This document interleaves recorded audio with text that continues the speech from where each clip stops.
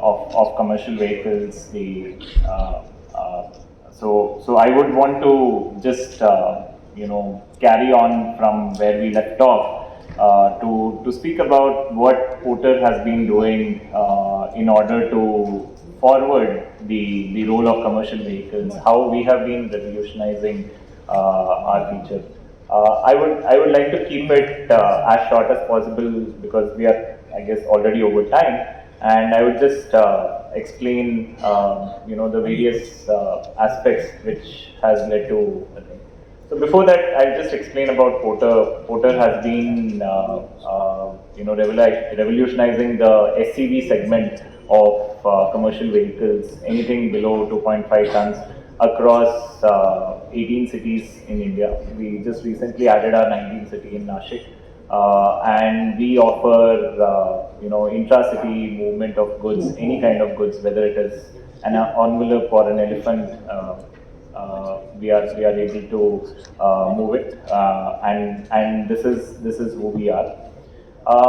So one part about it, which I guess what Porter has been well known in the market, the time taken for a vehicle to get allocated has been less than 1 minute, which means that we have been able to bring down the lead time for procuring a vehicle to under 1 minute, or allocating a vehicle.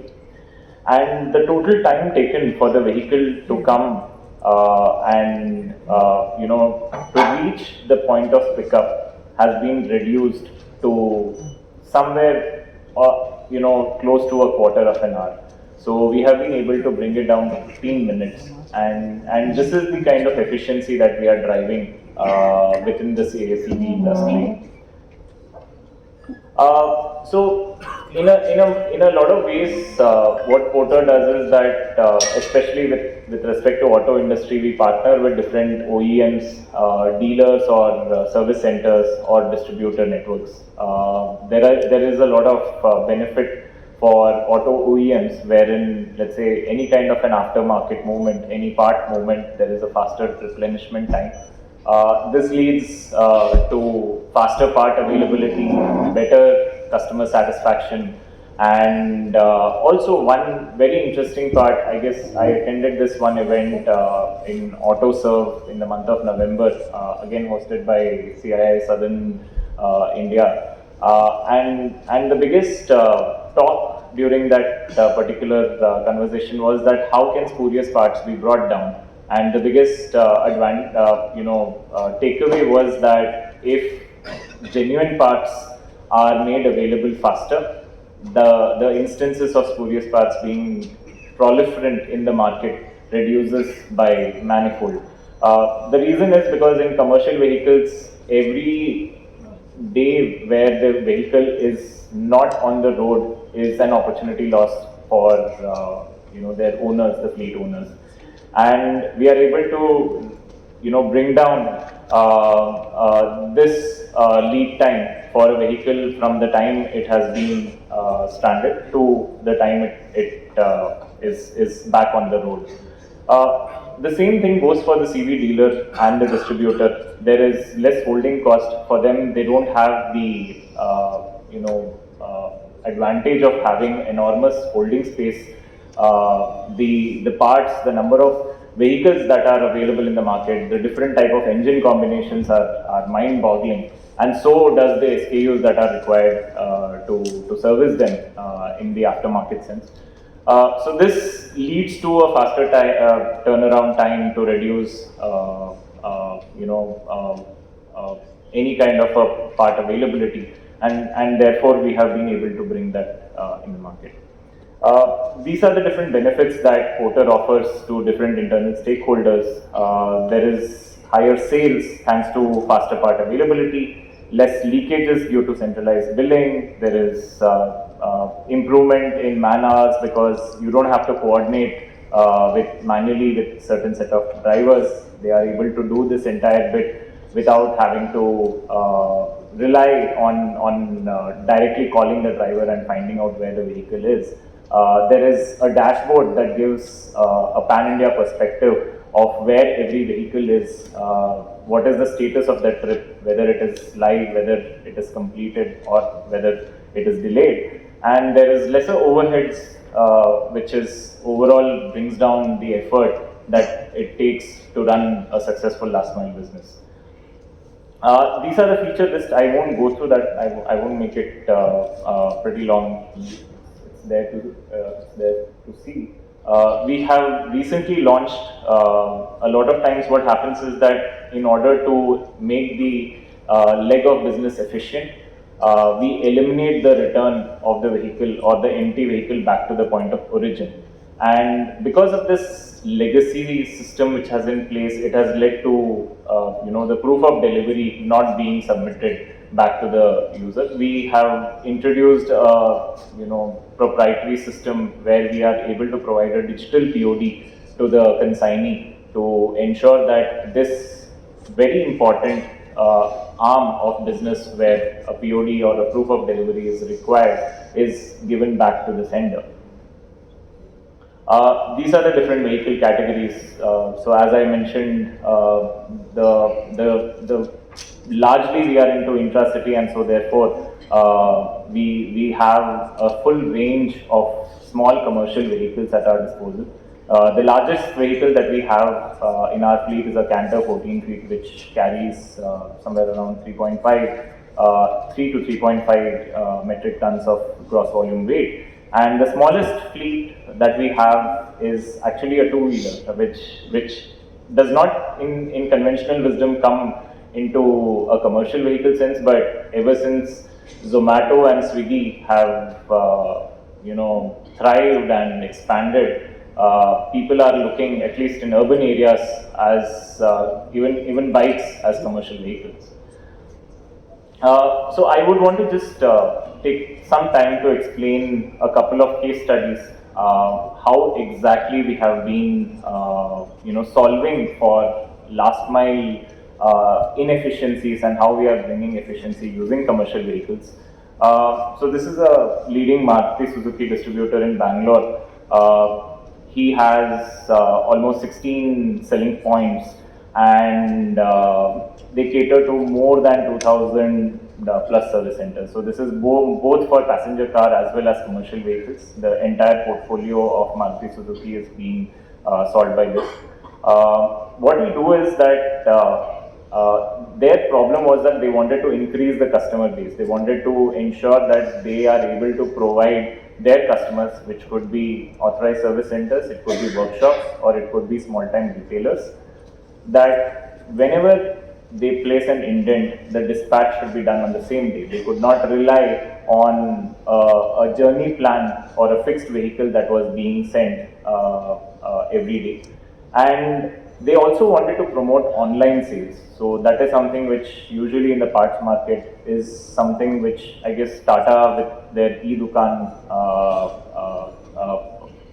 front are one of the innovators in pushing for having aftermarket being available on an online. They wanted to push it from their end.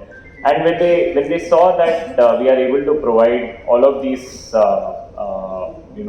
solutions for them, they were able to reduce the tax by 80%, and they were able to increase their customer base by 55%. So we have physically seen that the drop points increased from 53 to 82 in just a matter of a year. So that is how we have been able to at least bring about better efficiencies leading to higher sales. And the second case study is again another Maruti Suzuki dealer. This is not a distributor of sorts. We have over 18 dealerships in Bangalore. They accept online and doorstep servicing, and the biggest revolution is that they wanted to provide service in under 90 minutes. So which means that there is a lesser hold time, there is a lesser stoppage time for the vehicle.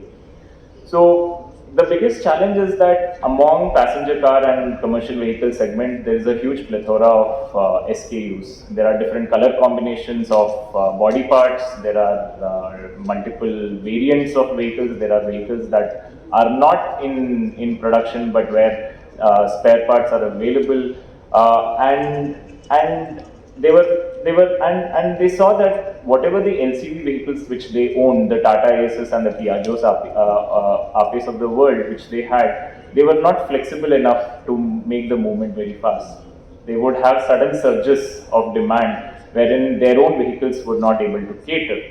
So they were able to use us, and this was one of the instances where moving the logistic cost from a fixed to a variable model, they were able to reduce their overall cost on logistics by 25%. And they were able to, fulfill that promise that parts needs to be sent to the service center within 90 minutes. So that commitment was being honored. And you are able to see that they are able to use different type of vehicles. They had a good portfolio, and they varied the vehicle usage on the basis of the load which they had. If they had a higher load, they used an 8-feet vehicle which has a gross volume weight of almost 1000 to 1200 kgs. When they did not have that much weight, they started using a 3-wheeler which has a 500 kg or a 0.5 ton of gross volume weight. So they were able to increase their not just efficiency but also reduce costs with this. So these are the different aftermarket brands that we work with. It has most of the major dealers and distributors in India. This is just a small list of them. And we are also there with EVs, and these are the large EV brands that we work with, where they are utilizing Porter for their last mile deliveries. So that comes to a conclusion of my short presentation on how we are bringing about the revolution in commercial vehicles by doing it one delivery at a time. Thank you very much. This is not my first time chairing these sessions and participating in this summit. So I fully understand what you're curious about and what you're expecting. Think about a scenario where you have a 2023 IPL finals between CSK and say RBC, and RBC needs 30 runs in the last over to win. Please tell me by raising your hand, how many of you think that Royal Bangalore Challengers can still win by scoring 3, 5, 10, not bad. So I know. So the response is not just logical. There is some sentimental response too. Now think about a similar scenario when you have 5 overs to score 30 runs. How many do you think that RBC can win? Okay. So a lot of CSK fans here. That's fine. Why am I telling these things? Because many times we think whenever there is a change coming, we need to score wins on every front. We need to hit a 6 on every ball in order to win. Sometimes that do happen, but most of the times that's not the case. Again, my name is Pankaj. I have spent more than 26 and a half years in the industry.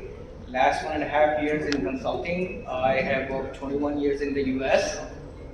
Some years in Europe and China, mainly OEMs, but also one supplier.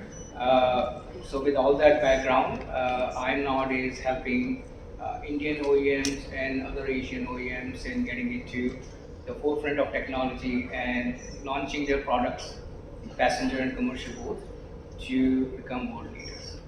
So when it comes to technologies, I think the 6 last over balls which we are facing right now, I call it I space. You may have heard about the word space or space. It's mainly shared mobility, personalization, autonomy or autonomous driving, connectivity, and last is the electrification.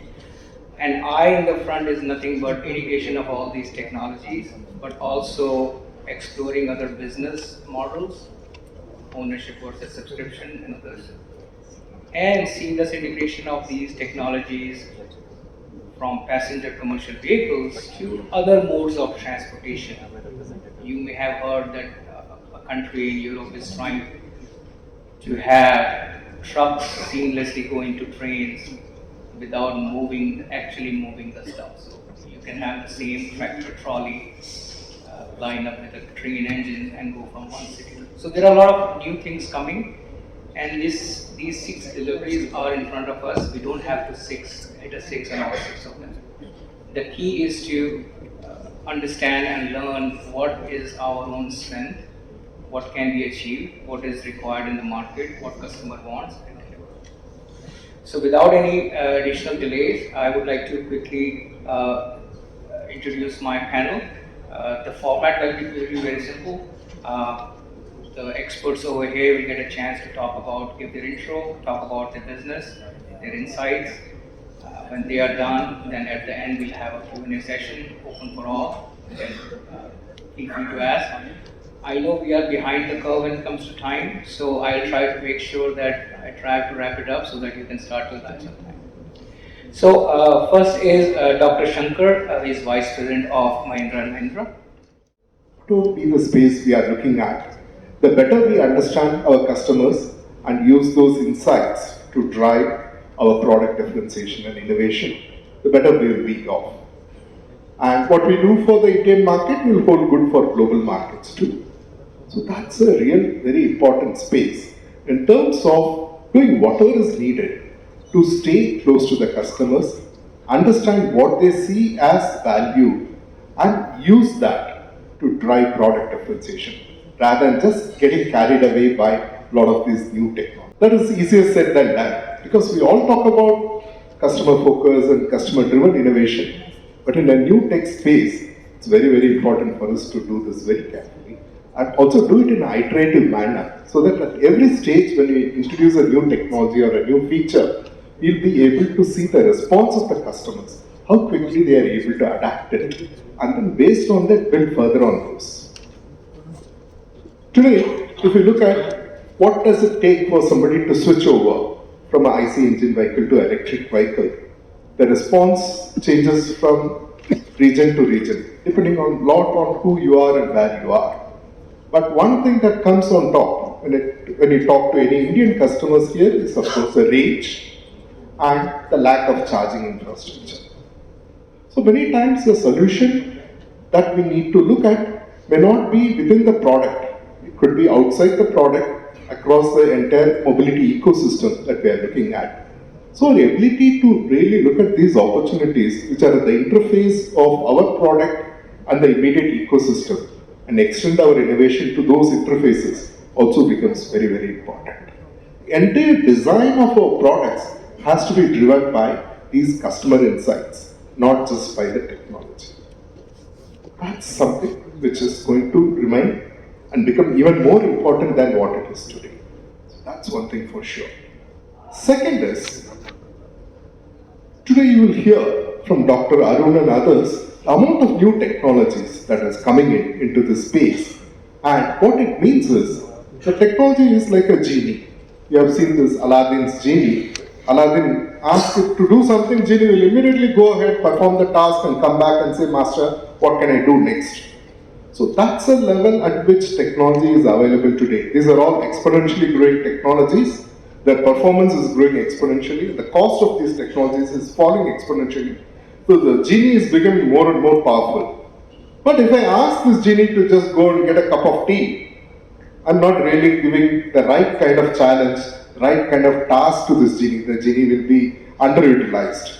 So that's where our ability to really break away from incremental thinking, trying to solve problems that are 2x and 3x improvements, to really switching over to taking up problems which are 10x and 100x improvements, either in terms of efficiency or safety, whatever could be your differentiating parameter. Are we really thinking bold enough to set those 10x and 100x targets? Because technology is ready to do the job for you. Only we need to switch from this linear incremental thinking to non-linear exponential thinking. And that's what will define the design of the vehicle, the architectures that we choose, and also the collaborations that we drive. Because no one player, whether it's an OEM or a tech company, no one player can do this. It needs true collaboration at all levels to bring together all these technologies into a product at a very affordable price point and make sure it really empowers the end user. So that's where the second part, which is all about our ability to switch to exponential thinking and drive these changes through collaboration, that comes in. The third part, something which was touched upon by the very first session today, is a focus on sustainability and environment. Because this is a golden opportunity when we are talking about electric and zero tailpipe emission, also using renewable sources of energy for charging these vehicles. We cannot be in a better situation than this when it comes to making a positive impact on the environment. So at every single step of our product development and deployment, we need to keep the sustainability in focus. Sustainable design, circular manufacturing, making sure there are companies today which claim as much as 90 to 95% ability to recycle and reuse the materials that goes into a battery pack, for example. So we can do the same with the electronics, with the motors. Every single thing that goes into electric vehicle can be designed in such a way that it can be effectively recycled and reused. So it's very important to bring that focus, which is a sustainability focus, into what we are doing here today. The last but not the least, the innovation opportunities is not limited to product but cuts across the entire mobility ecosystem. It could be charging, it could be energy generation, smart grids, across, because we are talking about an end-to-end solution, not just a product. So friends, just to make it easy for you to remember and take it away from this discussion, it's DESI. We need a DESI approach when we want to lead the globe with our EV products. D is for design, which is the customer focus and the empathy. E is for exponential, which is letting go this linear incremental thinking and targeting 10x and 100x improvements. S is the sustainability, which is the most important syllable in this four-letter acronym. The last but not the least, the focus on innovation, not just at a product level, but across the ecosystem. So let's be DESI innovators and let's take this electric mobility across the globe. Thank you. Thanks so much, Dr. Shankar. A quick one here. World over, autonomous driving and seamless V2X integration is front and center position.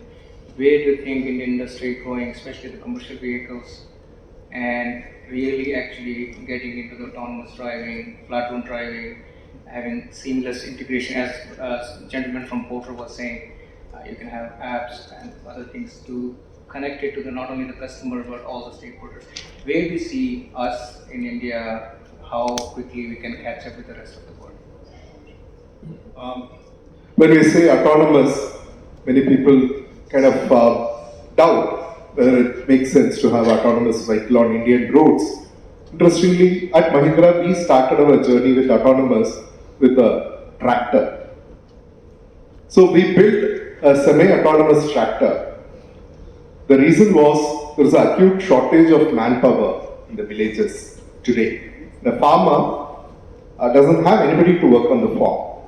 And many times the farmer also is not available. He goes to the town to sell the produce or buy things. It's typically the farmer's wife, the children who have to drive the tractor and manage things. So we said, how can we use technology there to make it easy for an unskilled person to drive a tractor? That's what made us pick autonomous as a key focus area. But when we did that, technology was not the challenge, but the challenge was how to package this at a price point that an Indian farmer can afford. Of course, we did have a few technical problems like making this work within a small piece of land, sharp turns and whatnot. But the real challenge was to deliver this product at a price point which every single Indian farmer can afford. Initially it was difficult, but we do have a product at an Indian price point. Friends, I think the focus here, at least for Indian markets, is we should focus on making this technology accessible and affordable to people right here. Because the opportunity is truly global. There are many similar markets across the globe which are looking for high-end technology but at a very affordable price point. So that's a great opportunity out there. Having said that, that experience helped us when we wanted to bring in autonomous features to a XUV700, which is at level 2 plus. So it's 2.5 is what we refer to it. So I think when it comes to autonomous on vehicles here on Indian roads, we'll be playing level 2 to 3 for quite a while. That's my guess. Thank you again. I would like to invite Mr. Sivasankaran to share his views. Thank you. I could hear some voices, which is good. I hope you're not starving for lunch yet. I'll try to give a 5 to 6 minutes presentation just to talk about the digitization and where I come from. So, I've been with the industry for 23 years, growing with the same company. From the days of 2000 when components like tape recorders and CD mechanisms, I mean to say the audio CDs, right? CD-DA type of CDs were in the market. Those were claimed to be the superior feature content inside the vehicles from a connectivity standpoint. So if I'm going to think about the age today in comparison to that, so we are now getting into a world wherein you don't need to be technically qualified, you don't need to be an engineer or whosoever is concerned. Just step in, you're going to have an Android Auto or a CarPlay connected, take a 10,000 rupees Android phone, connect it into your vehicle, it's going to give you a seamless navigation experience to regions which you wouldn't have been into. That's it. So we're talking about connected vehicles. We're talking about people, we're talking about geography, the terrain and whatnot. So when we talk about a digitally connected automated car, these are all very, very overloaded words in terms of what I mean a connected vehicle. So are we still going to have the differentiation between a passenger vehicle, connected vehicle, whatnot? We've been having all these segmentations before. At least the bottom line, every vehicle is going to offer fundamentally an experience. And what does that experience mean? It's intended for purpose, driven by people, not yet completely autonomous. We are going to have some time before we step in there. How do we march towards this? So what is the fundamental problem statement when I'm talking about connected vehicle or a vehicle? And how do these three aspects or parameters impact the industry? So one thought process that came to my mind is, before we go into the details of different technologies or pick a technology and speak about it, it is worthwhile for us to really look at the complete problem, the perimeter of the problem. So that's when I feel it's important that we get to know what makes up this automotive world. Are we still in a point wherein the term automobile restricts itself to one closed cabin or an open cabin, and then we just move around? Fundamentally, I see that's not the case, right? So today, if I look at the transportation ecosystem, there is an expectation that we need to have complete connectivity, and connectivity here being not an internal connectivity, but an external connectivity, meaning external world.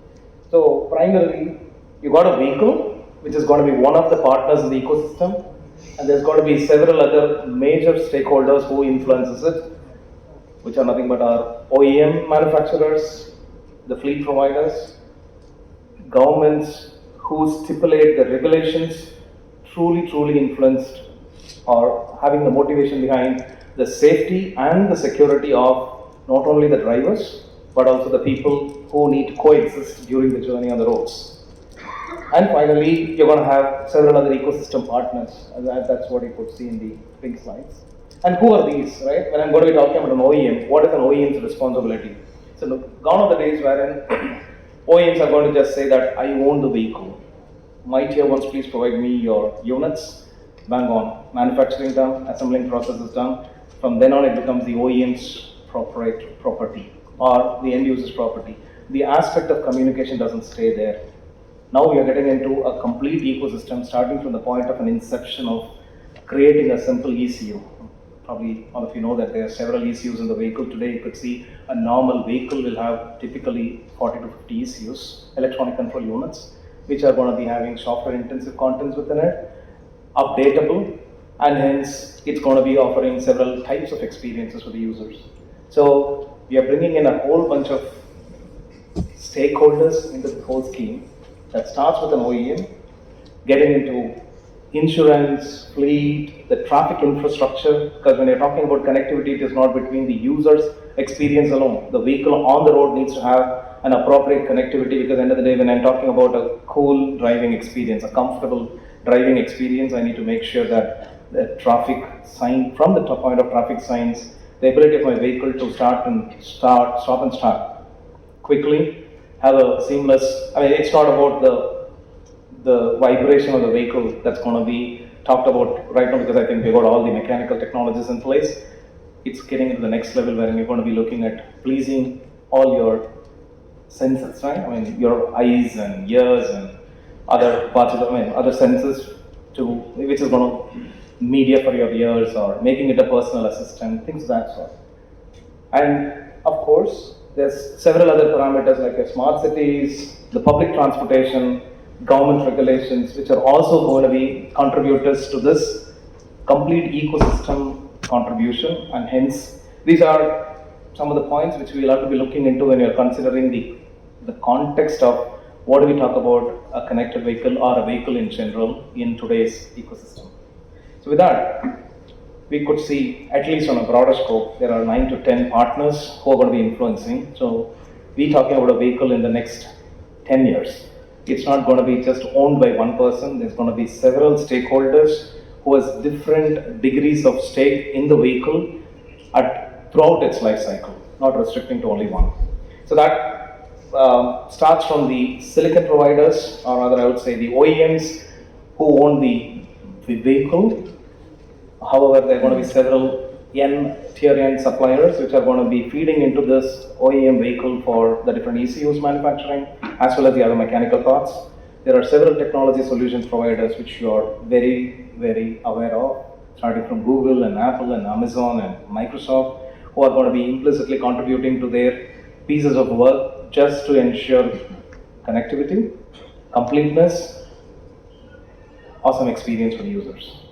And how is it all possible? I need to have a solid infrastructure, and today we are talking about silicon vendors providing microprocessors which can provide 100K DNets, multiple teraflops of speed. Gone are the days wherein we are talking about PLL based increases for our gigahertz frequencies for speedy operations of your microcontrollers.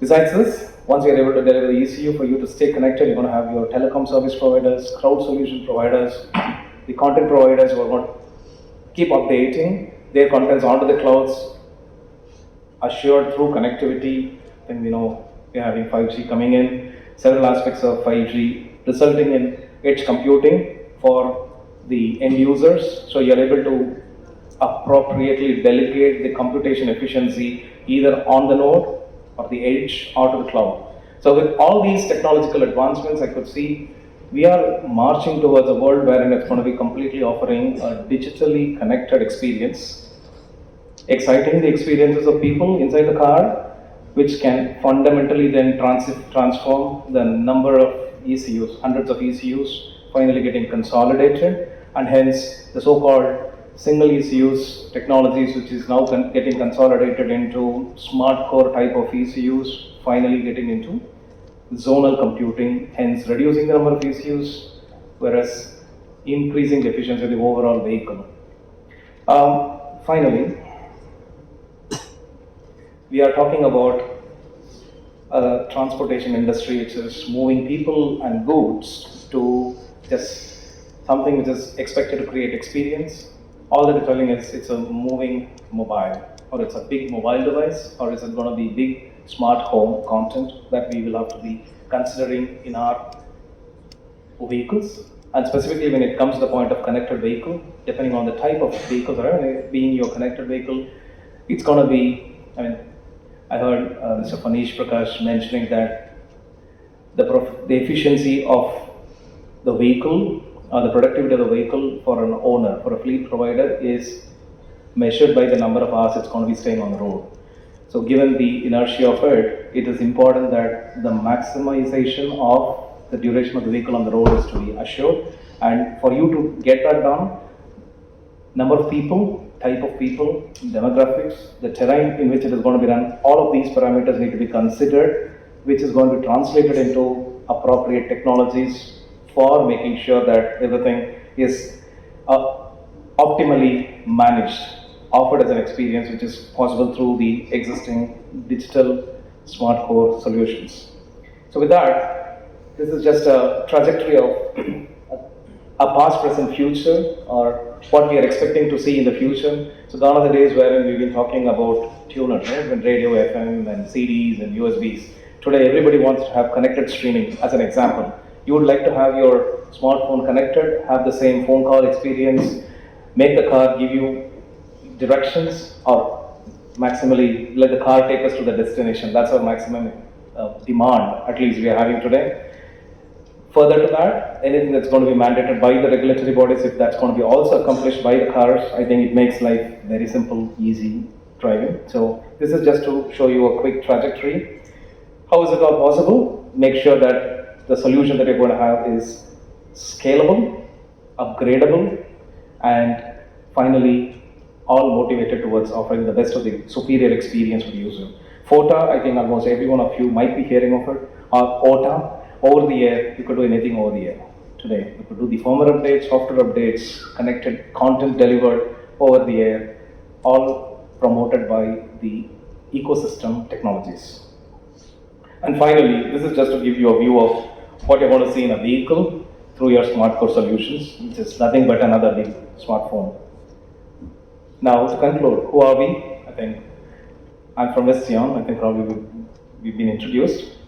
So Visteon is into this domain, into the industry for quite a while, and we are driving the cockpit revolution, wherein we are looking at cars where it is going to be having an end-to-end, a pillar-to-pillar displays. We are working on it.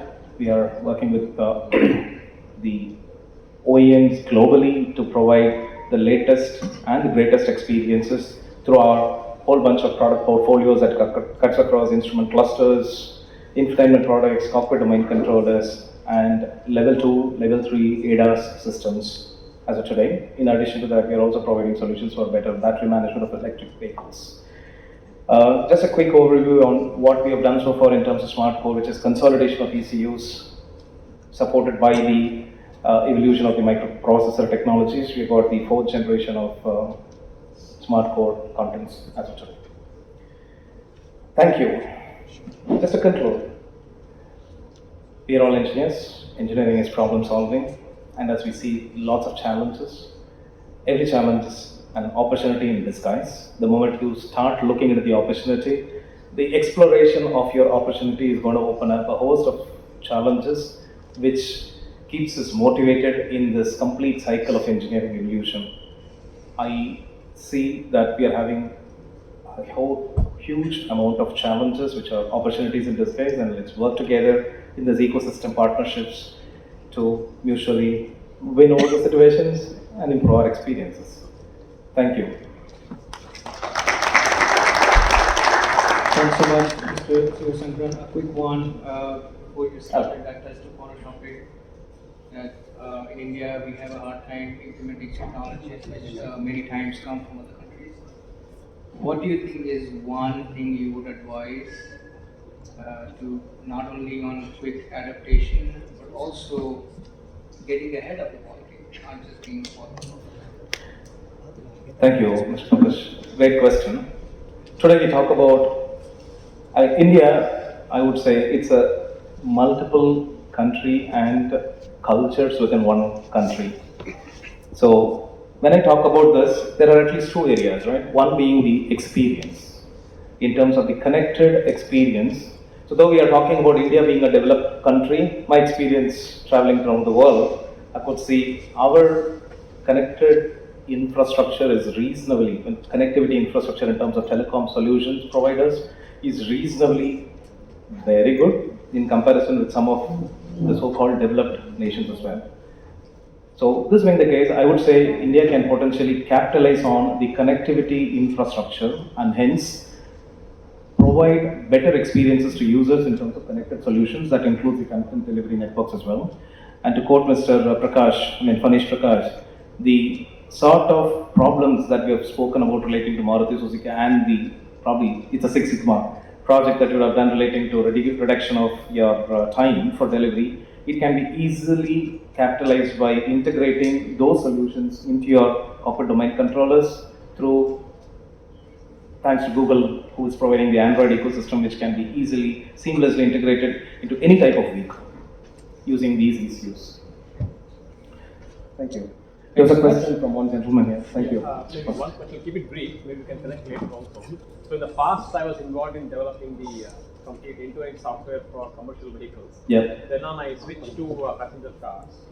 Okay. So from that perspective, do you see, how do you see the pace at which the technology gets adapted to the commercial vehicles? Do you think it will be the same pace as that of the passenger car? And do you think, or will there also be some kind of a differentiation when it comes to adapting it to the passenger car? Like you said, right, when you have a truck and if he is on a long road and maybe his experience, the kind of experience he wants to see when he's on the road, maybe he wants to see it differently than let's say somebody who is driving a passenger car. So how do you see this future, and then what do you think?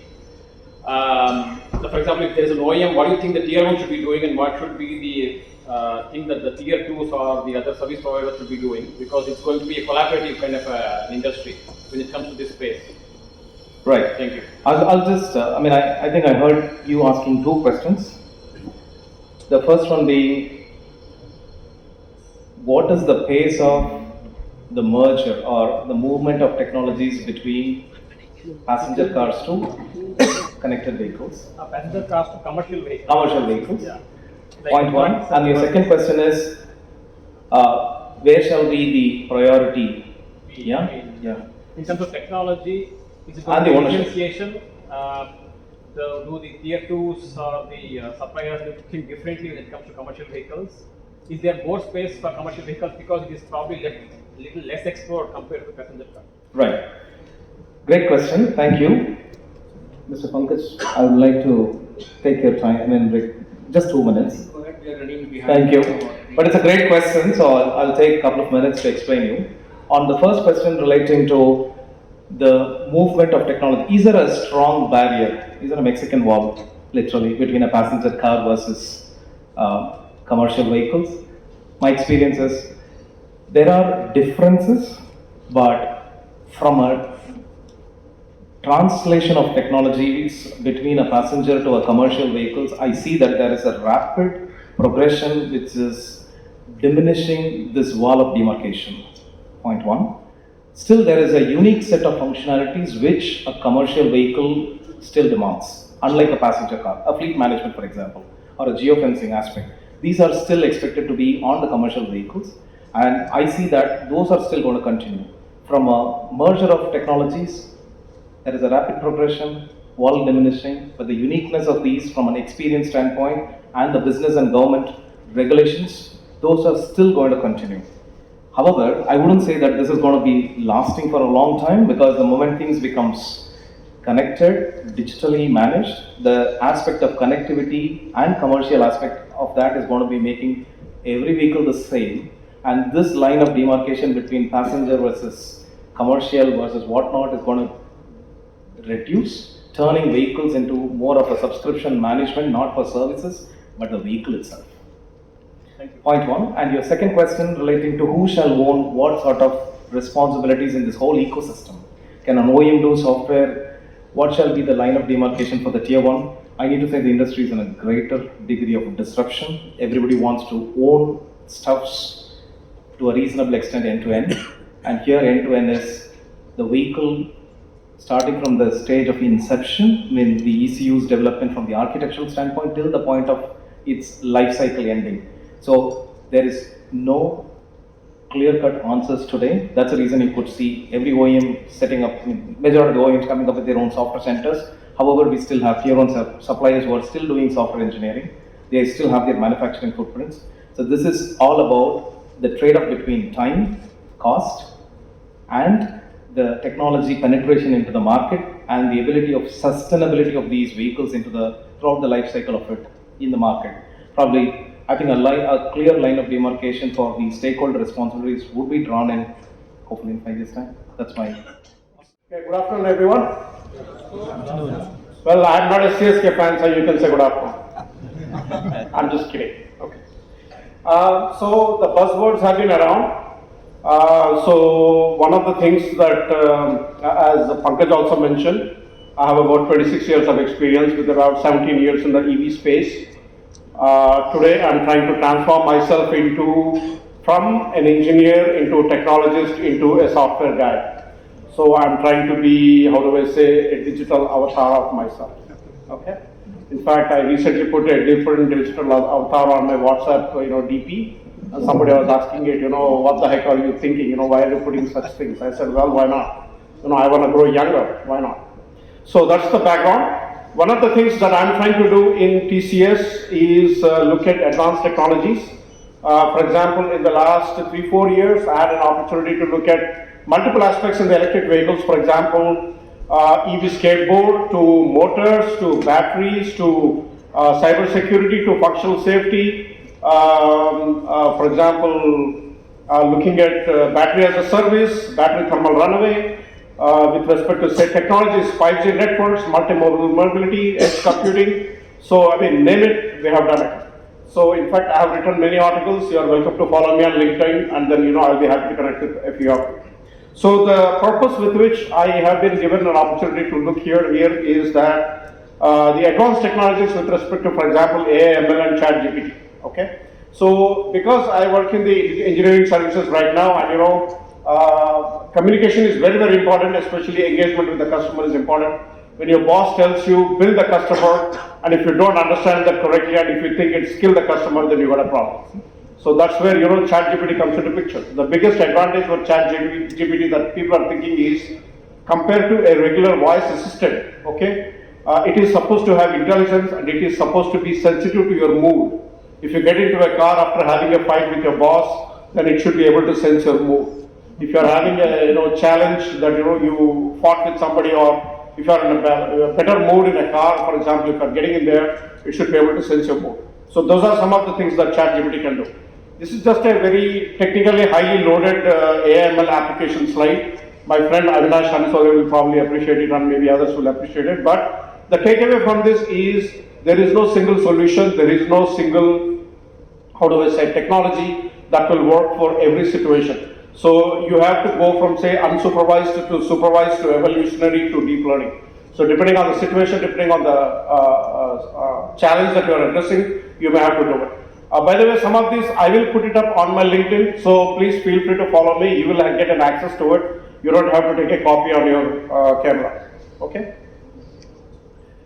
This slide I found from one of the websites on the net. So what I was surprised was ranging from politics to government, excuse me, to workplace and mobile sports. AML is seen everywhere. The other day, in fact, I was reading a newspaper and it says MTC buses introduces AML. And I was thinking, what the heck is MTC buses doing with AML?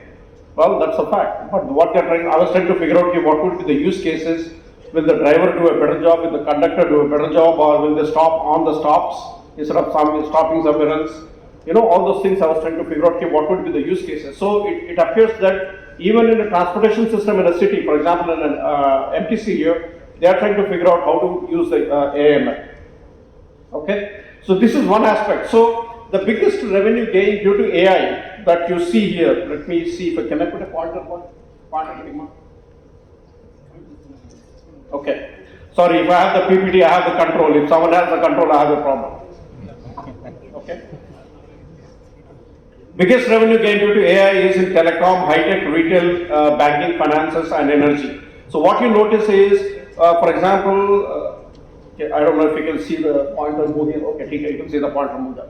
Finance and accounting is about 20%. Customer services, say, these are some of the areas where you see. But the AI as a service, okay, cross-industry. In fact, this is exactly my idea. I prepared this slide and I prepared this concept, and I am trying to push this across multiple industries, multiple sectors, multiple customers within TCS. Okay, so whether it's a deep learning or whether it is, for example, cyber security, we are trying to offer AI as a service.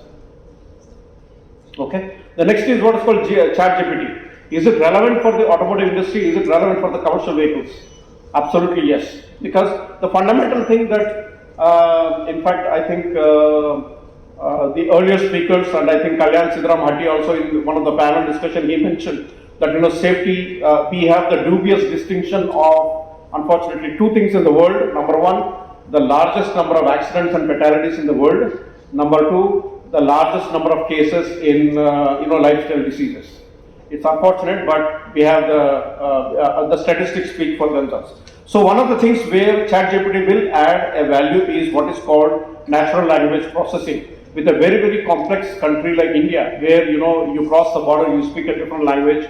In fact, sometimes even within the state, you go from one area to the other, you speak a different dialect you may not understand. So ChatGPT is going to help a lot of people not only understanding what is being spoken, but also executing to the right commands. And I don't know, some of you may know. So in fact, I gave a lecture on metaverse at SRM University and also at Madras Management Association about 1 month ago. One of the questions that was asked was, sir, metaverse, everything is fine, hunky-dory, no problem. Why you have not covered ChatGPT? This question was asked to me by the audience. Then I said, well, that's a good question, I will think about it. But I said, look, if in the metaverse world, for example, let us say tourism, or you are experiencing in the meta world, let's say Paris, Eiffel Tower Paris. Now in India, when you go to a, let's say Mysore Maharaja Palace or St. Thomas Mount or anywhere, sometimes you have the guide. Okay, the guide will say, sir, this was constructed by so and so, this Maharaja did this, there was some, fire here, all this. So the guide will give you all that information. So the ChatGPT could be the guide that could work along with the metaverse, for example. So this was the answer I gave to that particular individual who asked me that question. So they were happy. So ChatGPT has multiple roles. So the biggest C that you see here is what is called reinforcement learning from human feedback. Okay, this is the biggest advantage. It is called RLHF. Okay. Next, EV trucks, challenges, opportunities. I will just walk you through this, especially in the Western world. Lots of companies, whether it's a Daimler or Volvo or Proterra or what's called a MAN or any of these guys, they are trying to diversify into electrification. So again, here reinforcement machine learning is going to be the key. Okay. Now, what can we do? We can use AML to not only provide the optimal charging for the battery. In fact, somebody was talking about battery as a service, battery swapping. I don't know if you know, battery as a swapping is being implemented today in the mining industry. It is being implemented. In fact, it is being done, it is being pioneered in Sweden, in UK, in Canada, in I think different parts of the world. It's already been done in the mining industry.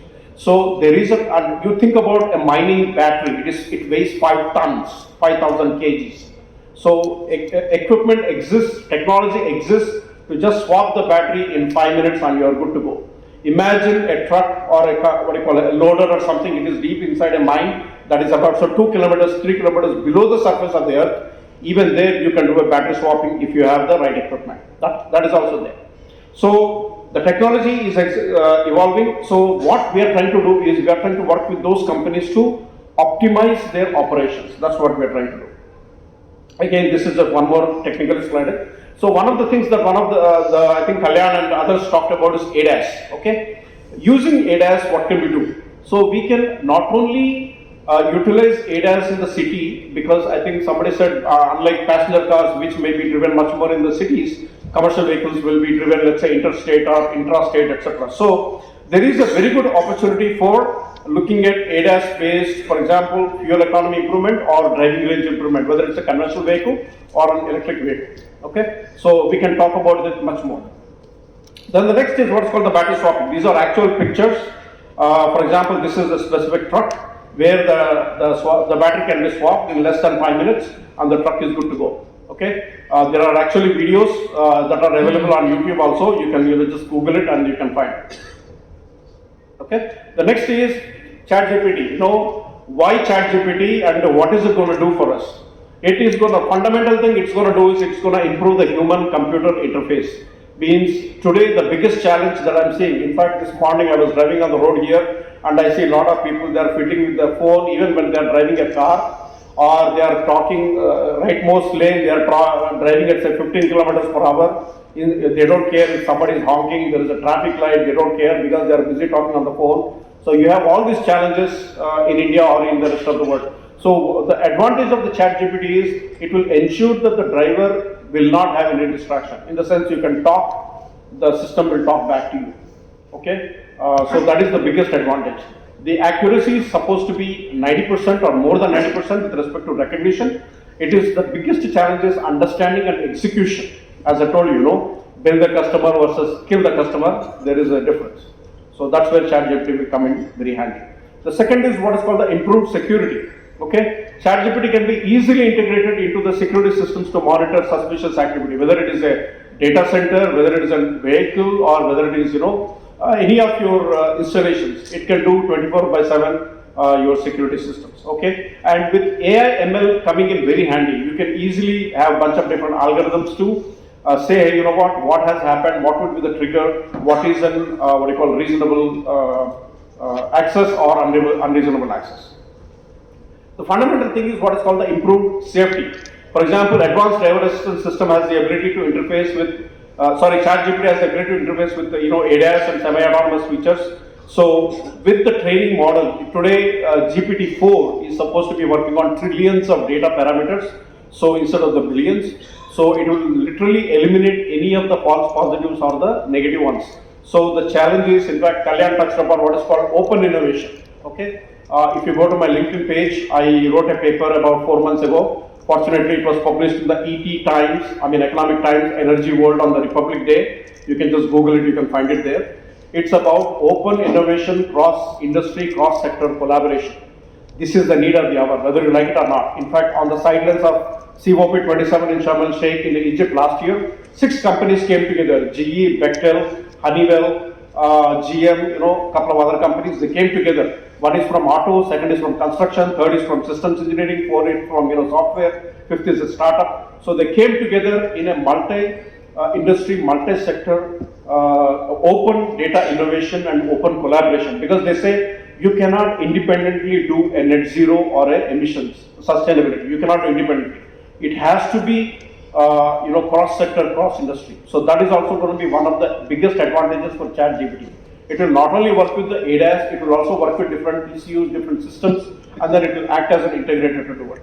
Okay? So the biggest advantage, as I said, is vehicle service and repair streamlining. This is another problem. Okay? In fact, about 4-5 months ago, when I had to give my vehicle for service, it just came back literally in the same state. The mechanic did not exactly understand what the problem was, so I had to go back 2-3 times. So these are some of the aspects that ChatGPT can also do. And the next is what is called the multimodal. In fact, this morning I was kicking myself, why did I bring my car? I should have probably taken a metro, because if I get down in the Ikatangal metro station, this entry gate is just like 2 minutes away. Okay? Maybe next time I'll do it. I actually take the metro to the airport literally every single time. I stop taking taxi. So next time, if I have to come to this hotel again, I'll probably take the metro. Why? Because multimodal mobility is the key. Okay? Similarly, multimodal large language model is going to be the key, and that's where the ChatGPT is going to evolve into in the future. With that, I'll conclude. Thank you very much. So, the speakers before me have talked about it. India has the unenviable distinction of highest amount of fatalities, 1.4 lakhs fatalities every year, and we also have the highest logistic cost, around 14%. And there are inefficiencies which we try to address through technologies. These are all mega trends. I don't need to elaborate on that. Many of you know better than me. Just I want to touch upon 2 things. One is the automated driving, what are the technological stacks possible, and then on the connected vehicle, what is the technology stacks possible. The intention is to help the driver to be more safe and also fleets to become more profitable. This is the gamut of the automated driving. So what are the needs which is driving this automated driving, and also what are the challenges? Once there are different plethora of technologies, starting from a small, like confined spaces, you will have a low complexity type of autonomous driving. Then you go to on-yard and then hub-to-hub hauling. Hub-to-hub hauling is, imagine you are having a hub near the Delhi and another hub near the Mumbai. How do I autonomously take the goods from this hub to that, and removing the complexity of a city driving. So it is only the express highway, you go autonomously on the express highway hub to hub. Then there is a whole lot of complexity on an autonomous shuttle within the city, which will transport the people or urban people mover, which has a lot of complexity involved in that. Well, we come to the regulatory frameworks which drive the autonomous driving. Today, most of these regulations are focused on the safety technologies, autonomous emergency braking, level 1, level 2 autonomous driving. In terms of safety, even though India has caught up with many other countries on emissions and connectivity, in the area of safety, we are still behind and trying to catch up. We are still in the ABS and the stability control is now introduced. The more technologies, the advanced technologies like autonomous emergency braking system or lane keeping assistance are still far away. If you can see, Europe is moving towards the lot of cyber security and other protection. What we do in India, some case studies we present here. We are working with one of the two leading OEMs where we have put in the vehicle the autonomous emergency braking system and lane departure warning system and covered almost 0.5 million kilometers through extensive length and breadth of the country. Unlike some speakers who spoke before me, in India the lane markings still exist and there are technologies which create virtual lane marking, and in the express highways 95% of the time you have the lane markings available, and these technologies do work. Especially imagine every winter we hear about in the north side of the country fog, and there are many vehicles collide one after the another. These technologies like autonomous emergency braking system, the radars can see through this fog and prevent many of these accidents. Just to give you a glimpse of what are all the technologies we are talking about, this short video will take you. The first start with the pedestrian protection and the active moving on assistance. So here there are technologies which are available even if the driver doesn't see, and there are technologies which will assist you in the highway assist through continuous lane keeping and also the advanced cruise control. And there are autonomous emergency braking systems. Even if the driver is not spotting these vehicles, these technologies can avoid the collision. And finally, there are also technologies which will assist in advanced reversing assistance, where there are blind spots for the driver and still the vehicle can be stopped. And fortunately for us, this decade, even though it is messy, but for safety, it is in the cusp of various technologies. So in the next 3 to 4 years, many of these technologies we will be able to see on the roads. Now I come to the connected vehicles, where the need for the connected vehicles is known to many of you, like fuel management, driver shortage, the non-optimized loads or unplanned downtime, and the new customer demands by the e-commerce fleets. Today, after the BS6, we are seeing especially in the MHCV space, 100%, nearly 100% of the vehicles are coming with their connectivity device. But the regulation and the adoption of these features of this connectivity device is very low, which we need to do a lot of training to the fleets. Companies like ZF, we work along with the OEMs to educate the drivers or fleets on how to extensively use these connectivity devices. These are all the challenges. Like I would like to particularly mention about the infrastructure. Even though we are going towards 4G or 5G, there are many blind spots. Like typically, if you travel from north to east or north to south, you will encounter at least 300 to 400 blind spots where the connectivity is not there. The data will be sent. You will not be seeing real-time data in those blind spots. And the India is typically the small fleet owners are very high, then these small fleet owners' adoption of these connectivity devices are very low.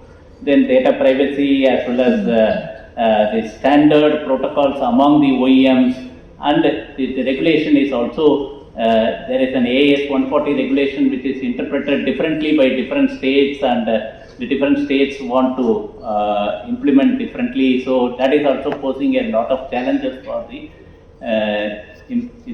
connectivity, penetration of the connectivity device.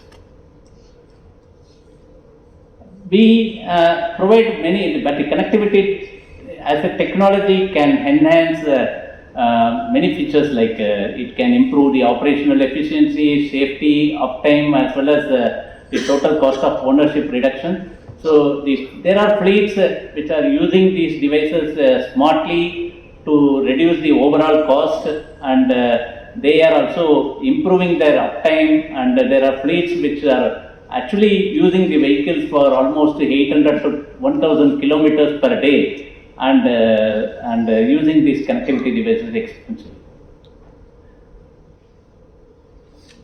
Now, what is the future of the connectivity? Then we are also going to the next level of connectivity in the many other countries, like from the connectivity, the fleet management system, we are going towards orchestration. Imagine a fleet want to have their own, there are multiple vehicles, multiple customers, so they want to manage their own mini Ola app or mini Uber app. So we provide services like orchestration. So which will enable the fleet to from manual processing or manual planning, scheduling and routing towards a AI enabled or a self-operating system. Just a glimpse of this video will show you how the complexity of the different, like the increasing traffic, increasing routes, how the connectivity system can unplanned downtime.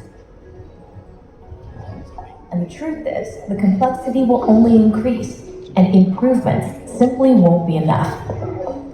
What we need is a bigger idea. Our solution? Scalar, an intelligent platform that automatically orchestrates fleets to send the right vehicle to the right place at the right time. Just as the complexity of nature is a connection of a few natural constants, Scalar intelligently connects the four main principles of transportation simultaneously: planning, routing, dispatching, and business intelligence. It brings together information from millions of different sources and optimizes any road transport situation in real time through learning algorithms. Scalable across time and space, no matter how complex the situation, no matter if a person or software is in the driver's seat. Therefore, Scalar is not only your intelligent solution for tomorrow, but ready to start today. Scalar, orchestrating road transport. That's a glimpse of the future of connectivity. Thank you for the opportunity. Thank you so much, Ramanathan. We'll try to wrap it up and have a quick Q&A before that. One thing I would like to share from my experience, and experts over here, please feel free to chime in. Many times we get bombarded with technologies, and we think what exactly we should do, where we should put our time and money and resources, and what's the guarantee that that gamble will play. So many times I get asked, what's the best practice and what's the silver bullet? So let me tell you, there's no silver bullet. There are a couple of things I have learned, and I have validated with my friends and my colleagues. I'll say the four things we need to do, irrespective of who we are: OEM, Tier 1, material supplier; Tier 2, service supplier. One is not taking eye off the ball. It's very popular in cricket and other games, ball games. That means you keep an eye on all the developments happening around you. So when we talk about developments, I already mentioned that it's I-space, integration of all the technologies, new business models, shared mobility, personalization, automation, autonomous driving, connectivity, and electrification. So don't lose the sight what's happening around you, what's coming. Second and third, I have borrowed from a movie called Margin Call. If you have seen, you will recognize, which was be smart or hire smart people, or be surrounded with smart people, or align with smart people, hire smart people. Smart doesn't mean that you have to work 10 hours. So smart people will tell you where to invest, what to ignore, where you need to go deep dive, where you need to collaborate, where you need to keep things aside and focus on something else. As Dr. Shankar said, that sometimes you have to think about the things you don't want to change. Maybe you want to keep on building and improvise and improve efficiency and all. So that is the second part of smart. Third is be first. If you cannot be first, be among the first. You don't have to be number one. No, you can, Tesla came much later, and Tesla has a market share of what, 75% Europe and US? Think about it. We in India had lead on many things. I will tell you, you'll be surprised that we lost it. Autonomous driving, when we talk about the key development for the whole world, was DARPA Urban Challenge, if some of you guys know. That happened in 2005 and 6, and I was fortunate that I was nominated by my company to participate in that. But you won't believe that autonomous driving happened in India in 1999. DRDO did a project, and I cannot discuss the details, to have Shaktimans driven to the border area unmanned. But we gave up. We never built on it. We never commercialized it. So somebody else to believe. Electrification, it happened in 1800s and then mass production. Then the second wave started in 2000 in US. But don't you know that my friend Mr. Maini, he was the CEO of Riva Group. He built Riva electric car, first Indian electric car. That was 1999, and then 2001 it was bought by Mahindra Mahindra. So he is a Michigander like me, but he started in 2001. Why did we lose the grip? Why did we lose the lead? We lost the lead, right? We are reinventing now because now we think that everyone has taken off and we are left behind, so we need to quickly catch up. So be first or be among the first. And last but not the least, don't do it alone. We have I've born brought up here. I'm telling you, we hesitate in taking help. We hesitate in collaborating unless we are forced. So you cannot do it alone. I talked about 30 runs, 1 over. Do you think one guy can do it? Maybe Dhoni on his good day, or Riku Singh guy, new guy. Yes, but technically you have 2 resources. Many times you have other resources too in a different game. That means you use your resources and don't do it alone. Take help from the expert, from the experienced people, other companies, collaborate, have a joint venture. Do things differently and do not do it alone. That's a recipe for disaster. So these 4 things I do share with people who ask what's the secret sauce. I would like to open it up for Q&A. I know you guys are waiting for lunch. So please feel free to ask questions. You have more than 100 years or 120 years of experience here. So I think we can handle any question. Please go ahead.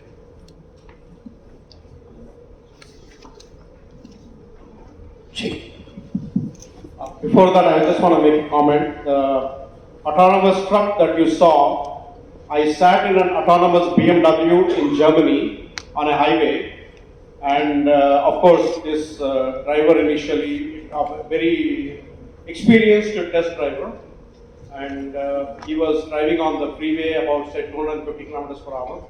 That itself, my heart was beating like crazy. Number 1. Number 2, because in India you are not used to some Belgadi will come, somebody will come. So I'm trying to figure out what could go wrong. Then after that, he left he switched on the ADAS and the autonomous system, and he deliberately did a couple of things. He deliberately moved the steering like this at high speed. So the vehicle is like literally in the movie you see, the Tom Cruise movie. The vehicle is it's coming back into the lane, and I'm thinking, oh my God, why the heck did I volunteer for this? He said, and there was a vehicle in front, in fact it was a truck. Then he said, sir, I'm going to deliberately go and try to hit the truck, and this vehicle will prevent me from going and hit the truck. Then I said, oh my God, he's a bad guy, no, what's going to happen next?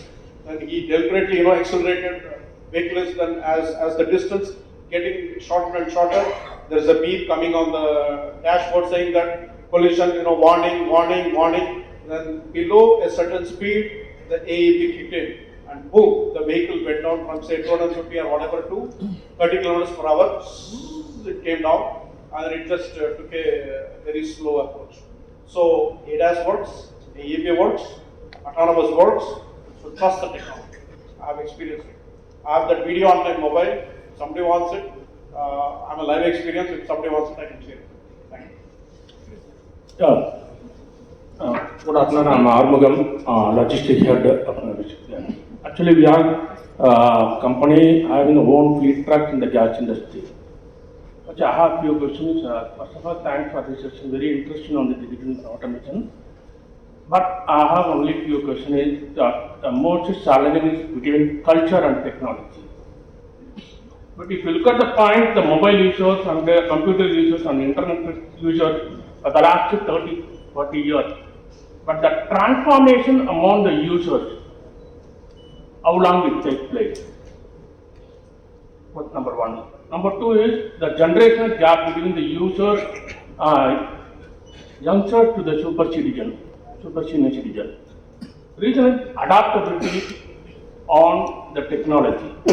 If you look at the passenger vehicle, the transformation and improve is very quick among the passenger users on technology solutions given for them. But in case of truck, for drivers, how quick, how they will be transforming the adaptability to reach these solutions, because they are one among them to deliver the efficiency.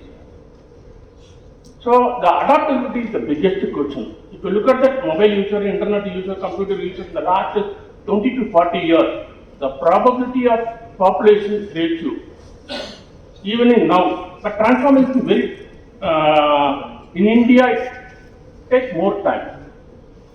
So, but look at the truck, the driver, just they are delivering the efficiency for our investment, for our solution. So that's my only.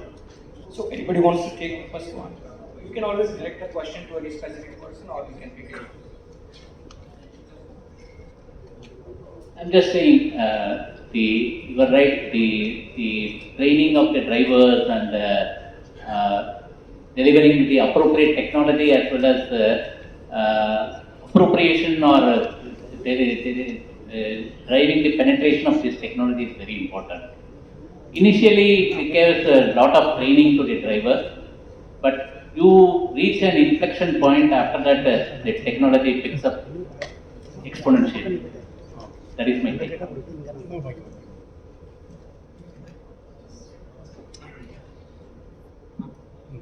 Yeah, I think your question was more futuristic. What is the adaptability of technology across the segments, right? So every time you look something futuristic, it is also important that we look a little back. Let's do a past, present, future assessment. And if you need to consider this, let's look back what has happened in this 20 to 30 years arena before today. So the number of cars on the roads, the amount of road infrastructure, you could see that there was a significant shift. The number of automotive OEMs in India, that has grown humongous numbers in these past, I would say, 15 years, and still we are having new entrants coming into this. All because of the aspect that there is a huge demand introduced by the demographics of the country, which is nothing but the different population. So if I remember right, probably the number of people who had an ambassador 20 years before, those were considered to be the richest ones, or 25 years before. But today we could see minimum a car in a household, probably multiple cars, which means the market is very high. It's a big market, and that results in the constant competence of introduction of more capabilities inside the vehicles. The introduction, that demand is in turn going to be driving the need for technological introductions. And this would in turn, as long as there is a demand and there is an increase in the demand, the introduction of technologies would be at par with it, and the merger of technologies between passenger to your commercial vehicles will keep dwindling down. So in simple terms, if I need to just compare that from my experience of domain controller units, which is going to give all the internet connections and Bluetooth and Wi-Fi tuner capabilities. In the past, they used to deliver units with just a radio feature. But today, I don't see a huge difference between we delivering an ECU to a smart core ECU to a truck versus a passenger car or to a two-wheeler. So it's the experience aspect of that is just remaining consistent with respect to the type of vehicles. Let me quickly address the human side of it before we go to the next question. I think many times it's driven by culture. Many other countries have the culture where they are very quick to adapt new things, try out. If I come up with something new, there'll be like 100 people lined up ready to try all my stuff. And in many other cultures, including unfortunately India, we take time. We say, okay, let it, try out. We try out by 100 people for next 5 years, and then I'll think about it. So one is the culture, which will take time. The second part is the training part, which I think is very important, that we want people to learn on their own. Just like a teenager quickly learns how to figure out a new smartphone. We think that is applicable to everyone who is middle-aged or senior. No, that's there we get it wrong. There is nothing wrong in coaching them. I'm telling you, once you break that barrier, they will become much smarter than you. I had my first PC at home in 1996. I assembled it myself. And you won't believe it, I taught my mom how to switch on and switch off and how to send an email. My mother knows more about smartphone features than me as of today. Can you believe it? And she's 76. Why? Because I broke that earlier barrier of hesitation where a senior person is asking a junior person or a younger person, how does it work? And I taught her voluntarily because I knew that she will have the curiosity that I have so much of free time at work. How shall I use this PC?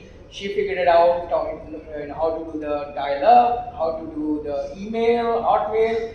She is still using her Hotmail account, so that clearly shows it works. That means you do not want the drivers to figure it out or new people to figure it out and learn or volunteer. You coach them, you tell them, so that ice barrier is broken, and then they are free to try it out. Whether it's autonomous driving, connectivity, using apps, all these you will see they will become much smarter than what we expect. Sure. So looking at it from the human side of things, just want to give you a scenario. Say take the case of a connected truck. Look at it from the perspective of a fleet owner and a truck driver. So I am a truck driver. I have a bunch of trucks running on the highway. Some are coming from Delhi to Chennai. Some are going from Chennai to Delhi. As a truck driver, can I have a 9 to 5 job? Can I leave home at 9 in the morning and get back home at 5 in the evening and still get my stuff delivered from Delhi to Chennai? If it's a connected truck, perfectly it is possible, isn't it? Just think about the possibility of a truck owner getting back home for dinner, spending time with his family every single day. That is perfectly possible if the two trucks can talk to each other. One is coming from there to here, other is going from here to there. As a fleet owner, I get to know where my truck is, whether there is any leakage of the fuel and whatnot. So if you look at it, if you look at specific use cases and really understand what are the real pain points and use technology to remove those, I think it will get adapted like anything very, very fast. Because all our work, creativity has been focused only on those very genuine use cases. Because the technology is ready for adoption. Absolutely, there is no delay over there. Next question. Yeah. Anybody from this side?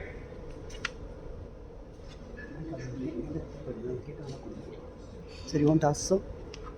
Go ahead, anyone? Yeah, I have two questions. It's already partly answered by Sivasankaran. This question is to both Mr. Sivasankaran and Mr. Ramanathan. You mentioned about the movement towards the zonal architecture, vehicle centralized controllers, right? So this is the movement, and in that context, where do you see the future of the tier 1, and what do you think the role of tier 1s are going to be when more and more of hardware becomes commoditized? Is this the case even with the commercial vehicle space, or is there still some scope for some hardware commoditization not happening sooner? That's my first point. Second point is, I know that there are players like Qualcomm and a few others who are also getting into the space that tier ones were hitherto occupying, which means they are developing now their own middleware in addition to their platform and firmware. So I see that tier one sometimes also veer towards what the Qualcomms and others are doing, and sometimes they are also going towards what the OEMs may be doing. So but OEMs want to own completely the application part, top down. If you look at it, the application part they want to own, the devices the semiconductor companies will own. So tier ones are in between. So I want to understand. I want to see your perspective as to where. What lies for the tier ones going forward? Okay, a little bit of a lighter example. Okay, today, if you ask me about the food for lunch, right? What would be the typical preference? A buffet or an a la carte? It's either. You might have multiple options. Today, if I need to compare this with the world, I see the number of software suppliers, the hardware components, the players who are wanting to take responsibility for the aspect of so-called end-to-end delivery. That seems to be giving me a feel that there's too much of buffet content. The challenge is, when you step into the buffet, the first challenge you'll have is to see what is that suits my needs, and then I'm going to pick some of the items from the meal. It's the same trouble that we're having, but the real problem is what suits my needs, because everything seems attractive. In that context, in terms of zonal computing, I think there's a ton of materials in the web which says that a vehicle can be driven through 8 to 9 ECUs. You do something for interiors, exteriors, you do another unit for exterior management, interior and exterior controls. There's one for experience, there's another one for high computation, which is your ADAS computers, and then just do another ECU just for all your controls, like your window controls and chassis and body aspects. So put together, the so-called 100 ECUs can be consolidated into 8 or 9 ECUs, which is going to be the zonal. That's a fundamental rule behind your zonal computing. However, are we anywhere closer to that? Just jumping from 100 to 9 ECUs is going to be huge leap. Is it just technology that is going to be playing a vital role here? Probably no. It's OEM, the commercial aspect, their existing infrastructure, existing vehicles, support of them in the life cycle, which is typically offered in terms of 4 years to 8 years duration. There's a lot of parameters and contributes to this. In that context, the role of a tier one as a supplier of ECUs is still going to continue. The composition of it in terms of the different software pieces that comes in, the role of the software, the chip vendors like Qualcomm's and Samsung's, that will continue. They are still going to be providing the OS, BSP portions of it to a certain degree. That will continue. But then today, if you could see, the major role of these players are either on ADAS or on the connectivity space. Still, the other lower controls are still vested to be OEMs, but that's going to be truly the OEM's DNA. That creates a differentiation. And so, in this perspective, I would still consider tier ones are going to be existing in terms of their current responsibilities for owning the manufacturing footprint, and hence they will be still leading the integration of multiple software components, and still continuity of services is going to be in their responsibilities, at least in the near term. Thank you. Thanks so much. Any other questions we have?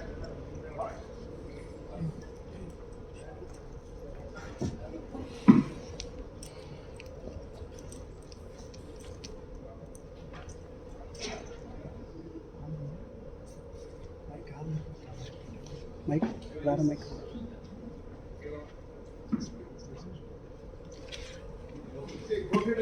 Yeah, go ahead. I repeat your question. Go ahead. Yes, so my name is Mr. Ramanathan. Thanks. So, Mr. Ramanathan, my name is Adnan, and I was going through the concept of scalar. I don't think we've launched it now, but even if you've launched it, when you were developing this, I'm sure you thought about all the opportunities and the strengths. But what would be the drawbacks of this when you guys were developing it, and what came up that time? that if you launch it on a larger scale, that these would be the drawbacks, and how did you address them, or how will you address them if you've not yet addressed them as a concept? Scalar is a solution we just recently launched in Europe and bringing to India as a technology. The technology is appropriate for those fleets which are having multiple vehicles and multiple customers, and they, even though they use their connectivity technology, still many of the fleets are doing the work on a manual manner, the planning, scheduling and routing and all. So we thought, why don't a small fleet has a app like a Ola or Uber, so that they can, within the fleet, they can schedule things efficiently and perform the task in a very efficient manner. So this is the purpose of the app, and going ahead, we are also connecting it, taking this to and